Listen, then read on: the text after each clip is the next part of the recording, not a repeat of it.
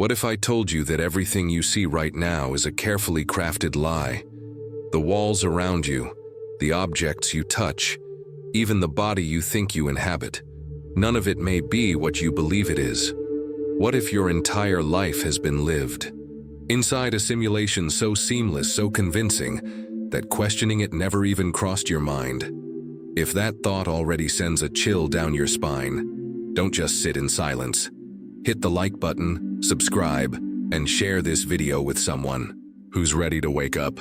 Together, we can crack the illusion. Donald Hoffman, one of the most respected cognitive scientists of our time, claims something shocking. If we saw reality as it truly is, we would die. At first, it sounds like philosophy, maybe even poetry. But Hoffman doesn't deal in vague ideas. He proves his point with science, mathematics, and evolutionary logic. He argues that what we call reality is not reality at all. It's nothing more than a survival interface, a headset strapped to your mind from the moment you were born. Think of it like a video game. The character believes it's running, jumping and exploring a vast world. But behind the curtain, everything is code. The character doesn't see the code. It sees trees, rivers, and enemies, because that's what it needs to keep playing. Hoffman says our perception works exactly the same way. We don't see the truth. We see a simplified version, a hallucination, engineered by evolution to keep us alive. And here's the devastating twist. That means nothing, absolutely nothing, you believe about the world, about others, or about yourself, is truly real. Your brain filters, edits, and distorts every single fragment of data, stitching together a convenient illusion. The chair you sit on, the time ticking on the clock, the very identity you cling to, all of it could be nothing more than icons on a desktop. Useful, yes. True, no. But if reality itself is just a mask, then the real question is this: are you ready to tear it off? Are you prepared to face what lies beneath the veil? Most people live their entire lives without ever questioning the nature of what they call reality. They wake up, go to work, chase goals, fall in love, grow old, and all of it feels solid, permanent, unquestionable. But what if all of that is nothing more than a projection, a mental hologram carefully designed to keep you from seeing what's really behind the curtain? Donald Hoffman insists that our brains are not truth-seeking machines. They are survival machines.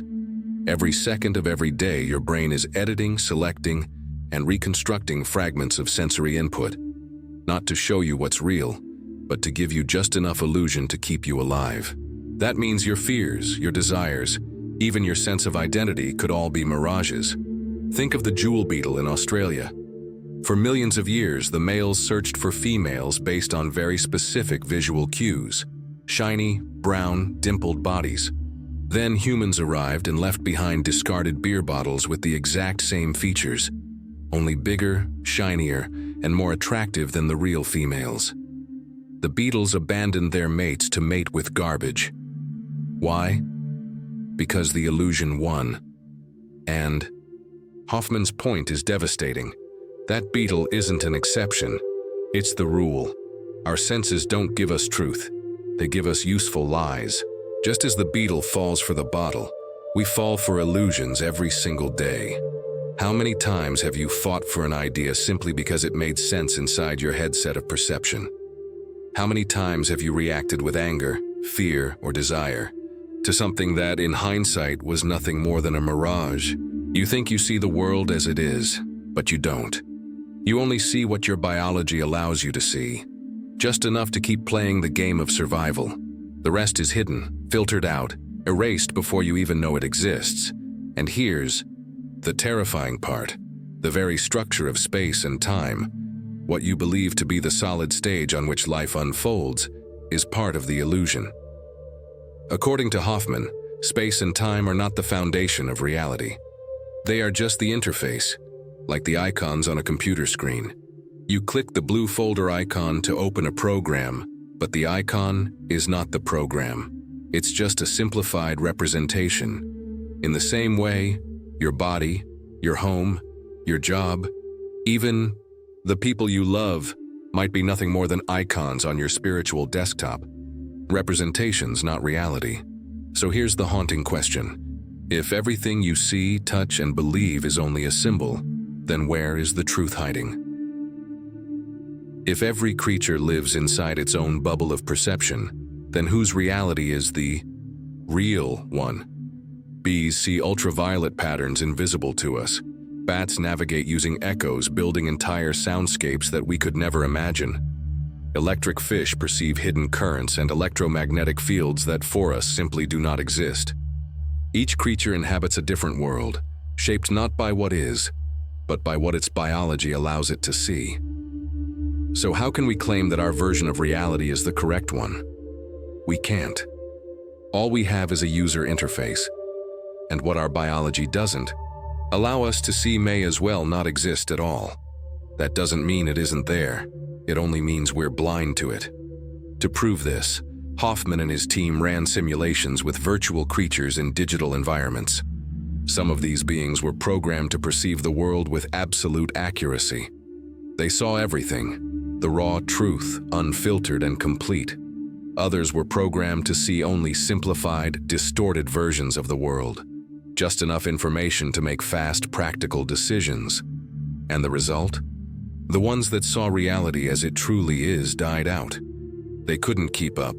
They wasted too much time processing complexity. The ones that survived, thrived, and reproduced were the ones living inside illusions.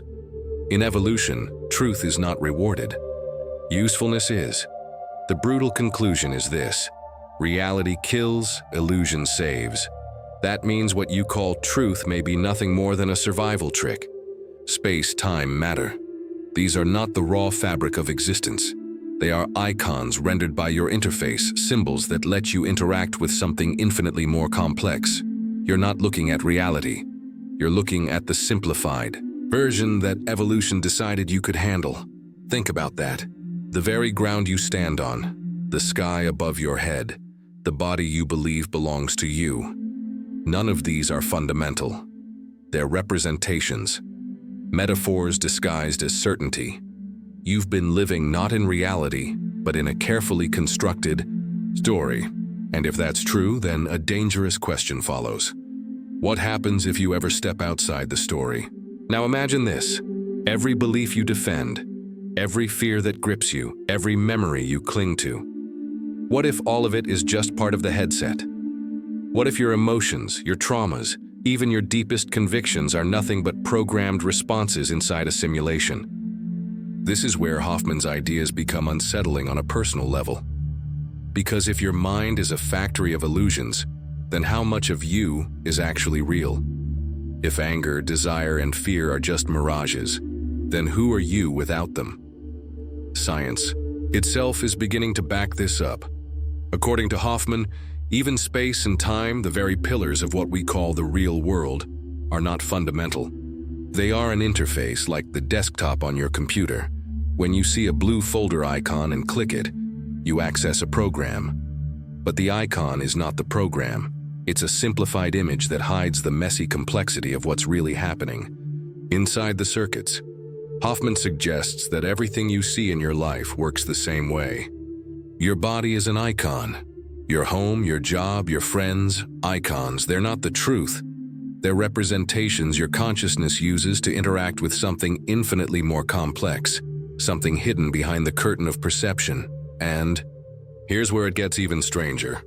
Different creatures are using different interfaces. Bees, bats, fish, humans. We're all playing on the same computer, but each of us has our own custom desktop. No one is seeing the machine itself. No one is seeing the code. So ask yourself, how many times have you defended an idea, an opinion, or even an identity as if it were absolute truth, when in fact it might have been nothing more than a symbol on your interface? How many times have you mistaken the icon for the program? The unsettling truth is this: what you call the world may not exist in the way you think it does. What you see is not reality itself. It's just a translation, a convenient metaphor. Your brain projects. And if that's the case, then everything you believe is solid, permanent, or certain could be nothing more than smoke. Take a deep breath and consider this. If everything you know is an illusion, then where does the real you exist? If your body is an icon, your memories a storyline, and your emotions programmed reactions, then what is left when the interface is stripped away? This question isn't just abstract, it's at the core of Hoffman's research. He argues that consciousness is not a byproduct of the brain, it is the foundation of everything. In his model, the brain isn't creating awareness. Awareness creates the brain. What we call neurons and synapses are just symbols rendered on your desktop. Useful, yes, but not the real source of experience. Imagine a scientist looking at a brain scan. According to Hoffman, what they see isn't the essence of thought. It's just a representation, an icon the system generates. You don't have a brain in the fundamental sense. You simply experience a brain when your interface decides it's useful. Just like the blue folder on your desktop, it's a shortcut, not the truth. This flips everything upside down. You're not a body that somehow has consciousness. You are consciousness itself, temporarily using a body as a tool. You are not inside space and time. Space and time exist inside you, as structures generated for the sake of interaction. It sounds like science fiction, but modern physics is pointing in the same direction. Quantum entanglement, relativity, and the collapse of space-time at microscopic levels all suggest that the physical world is not the ultimate ground of being. Instead, it may be a shadow cast by something deeper, something timeless. And here lies the paradox. The very truth we seek may be too heavy for us to carry.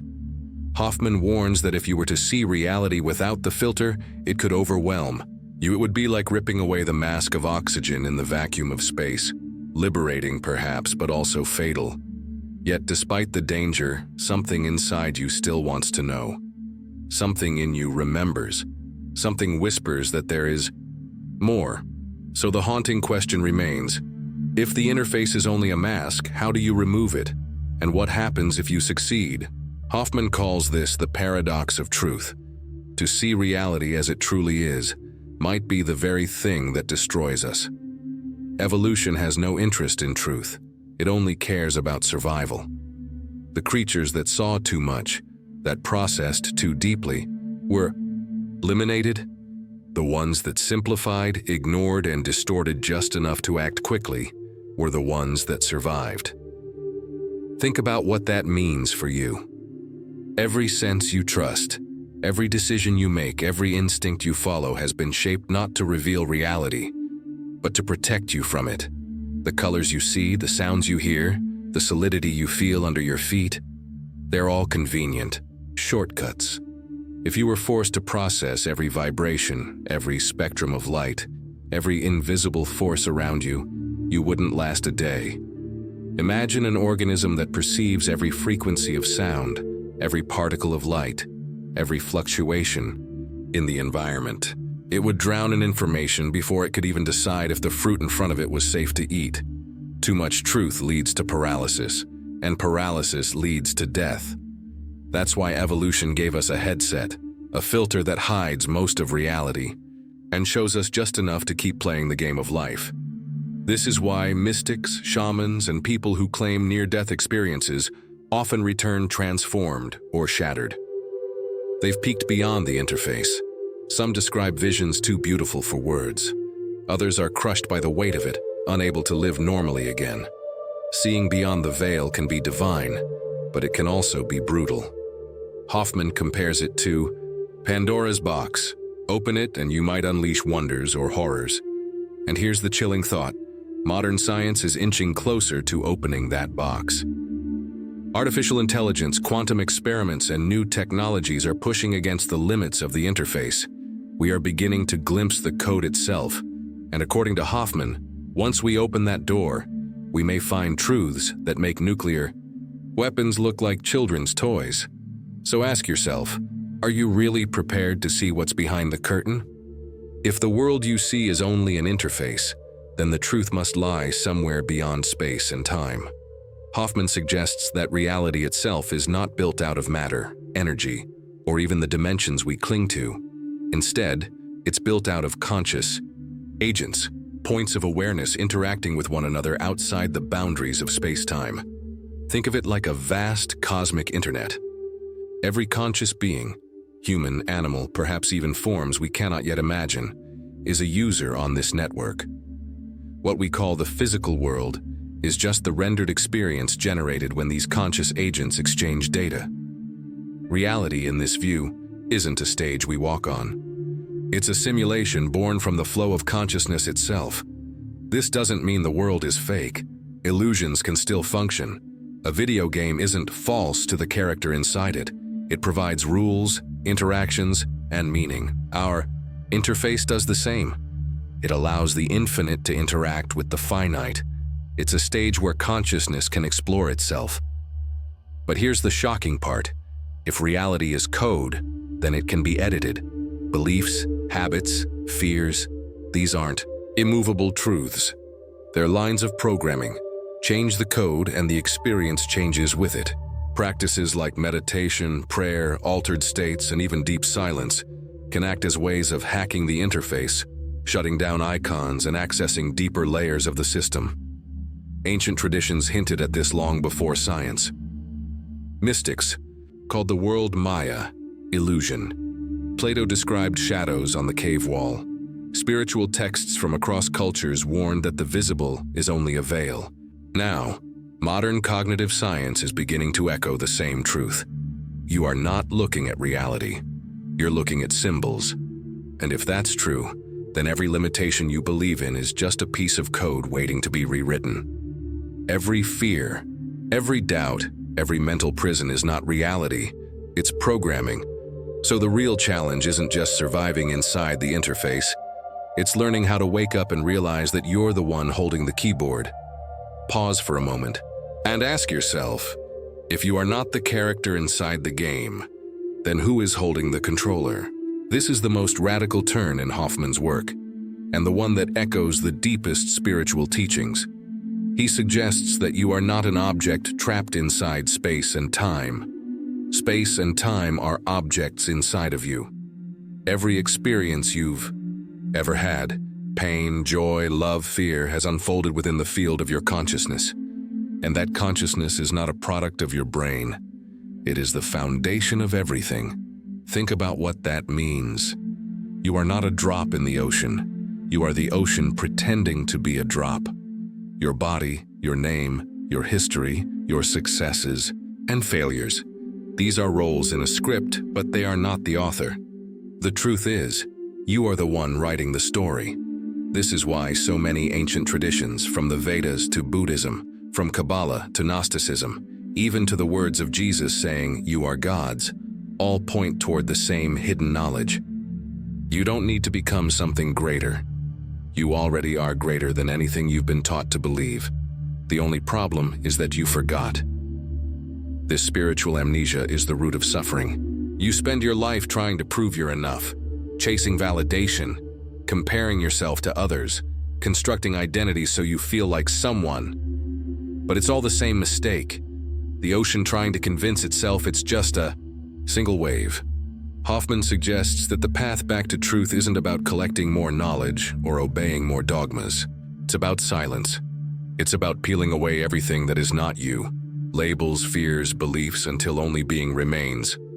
And in that silence, something becomes crystal clear. Every other person, every animal, every life is not separate from you. They are you, different angles of the same infinite consciousness looking back at itself. That is why love is not just an emotion. Love is recognition. It is the universe remembering itself. And if all of this is true, then death itself must be reimagined. Hoffman suggests that you do not die in the way you've been taught to fear. What dies is the avatar, the body, the storyline, the temporary headset. What remains is you, the consciousness that was never born and therefore can never end. Think of it like removing a VR headset after a long game. Inside the game, victories and losses feel real. You laugh, you cry, you fear. But when the headset comes off, you remember, you were never really in danger. You were only playing. Death, Hoffman argues, is the moment when one headset is lifted and Another choice becomes available. This changes everything. Suddenly, the limitations you thought were permanent dissolve. I am this way. This is my destiny. That is impossible. These phrases lose their meaning when you realize you are not the code. You are the programmer. As the source, you can create new possibilities at any moment. But Hoffman doesn't deny the challenge. Even he admits that when facing his own mortality, fear arose. The body trembles, the ego resists, but consciousness remains untouched. Deep down, you already know this. That quiet part of you has always known. Look around right now. Everything you see, this room, these objects, even the words you're reading are not external things. They are experiences being generated within your field of awareness. The world is not something outside of you. The world is you. And here's the most daring question. If you truly are God in human form, temporarily living through this simulation, then what will you create next? Will you keep recycling the same fears, the same doubts, the same limitations? Or will you finally step into your power as the author of the game? If you followed this far, something inside you has already awakened. It may have been a spark of recognition, a memory buried beneath fear and routine, or simply the undeniable feeling that you've been here before. That this truth is not new but ancient, waiting for you to remember. You are not just a character inside the game of life. You are the author, the programmer, the infinite playing at being finite. Every pain you've endured, every joy you've celebrated, every loss that broke you, none of it was meaningless. Each was a doorway, a reminder, a whisper. Remember who you are. And the most powerful part? You don't need to search for it outside of yourself. The truth doesn't come with noise, with chaos, or with the endless chase for answers. It comes in silence, in presence, in that still point within you where the illusion dissolves and only being remains. I once lay beneath a vast night sky far from the noise of the city, staring at stars that seemed to pierce my soul. And in that silence I realized I was not my name, not my fears, not my ambitions. I was presence itself, and so are you. In that moment I understood, none of this is real, yet all of it matters. Because every illusion is a mirror, pointing you back to the source. And here's what changes everything. If you created the reality you inhabit, then you can recreate it. You don't need permission. You don't need to wait. The power has always been within you. You are not the code. You are the origin. If this resonates with you, don't just close this video and move on. Hit the like button, subscribe, and share this with one person who is ready to remember. Together we awaken the mind. Together we rewrite the code. Because in the end, the truth is simple. The world is not where you live. The world is you.